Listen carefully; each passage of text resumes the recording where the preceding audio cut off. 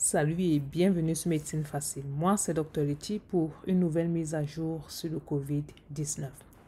Tu l'as sûrement aussi remarqué, le confinement se resserre, la bataille continue, le personnel soignant au front, la course dans les laboratoires pour les chercheurs. L'Italie ressemble à une hécatombe. À côté de cela, on dirait que la chloroquine apportera peut-être une lueur d'espoir. Tu l'as deviné, c'est le thème de ce deuxième podcast. La chloroquine est un médicament sûr, moins cher, utilisé depuis des années pour soigner et prévenir le paludisme, mais également utilisé contre le rhumatisme, le lupus ou alors une porphyrie cutanée. Comme tout autre médicament, la chloroquine a également des effets secondaires, mais l'effet secondaire le plus redouté est surtout la perte irréversible de la vue. Eh bien, la fameuse chloroquine est donc actuellement testée dans le traitement du COVID-19. Les premiers résultats de laboratoire ont été publiés par une équipe de chercheurs chinois, je pourrais vous laisser le lien en description, qui ont démontré que la chloroquine stoppait la multiplication, la réplication du virus en culture cellulaire. Maintenant, le corps humain est un peu plus compliqué qu'une culture de laboratoire ou encore un rat. Bon, c'était une parenthèse. Sinon, à base de cela, à base de cet essai de laboratoire, il y a donc eu un essai clinique très prometteur du professeur Didier Raoult de Marseille en France. Je vais également vous laisser le lien qui fait l'objet de beaucoup de mouvements dans les réseaux sociaux. Je vais commencer en vous expliquant cette étude.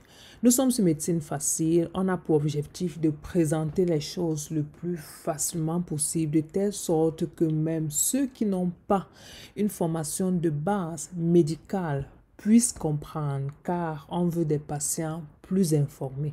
À mes collègues médecins, chercheurs, biologistes, je vais vous laisser le lien des études en description et là, vous pourrez avoir plus d'informations détaillées. Dans cet essai clinique, les données de 20 patients atteints de COVID-19 ont été évaluées. Les patients ont reçu 600 mg de chloroquine par jour, ça c'est la posologie, ça c'est la dose normale. Et dépendamment des problèmes de santé qu'ils avaient, certains ont reçu encore un antibiotique en plus, l'azithromycine. Ensuite, les chercheurs ont mesuré la concentration du virus dans des prélèvements nasopharyngés au niveau du nez et de la gorge. Et le point final de cet essai était de comparer l'évolution de la concentration du virus dans ces prélèvements-là. L'étude a montré qu'au 6e jour du traitement, la concentration de virus dans le nez et la gorge des patients atteints de COVID-19 était réduite de façon significative. Cet essai montre donc que le traitement à la chloroquine réduit la concentration du virus chez les patients atteints de COVID-19 et cet effet est renforcé quand on ajoute l'antibiotique azithromycine. À première vue, cette étude est totalement convaincante. Je l'ai analysée avec un collègue virologue aussi. Mais les critères ou alors les processus des études scientifiques sont un peu plus compliqués que ça. On va passer à l'analyse. En tant que scientifique, quand on relit cette étude avec précaution, il y a 4 points qui posent problème. Premièrement, les patients sont très hétérogènes. Dans cette étude, c'est comme si on comparait les mangues et les patates. On a mis dans un même groupe des patients qui forment une forme mineure de la maladie, une forme majeure de la maladie, une forme sévère de la maladie et des patients qui n'ont même pas de symptômes, de problèmes de santé, quoi. À côté de cela, dans le groupe des personnes soignées, c'est-à-dire les personnes qui reçoivent l'hydroxychloroquine, la moyenne d'âge est de 51 ans. Et dans le groupe de personnes qui ne reçoivent pas ce médicament, la moyenne d'âge est de 37 ans. Ça fait une grosse différence, surtout qu'on sait que l'âge joue un très grand rôle dans le pronostic de cette maladie.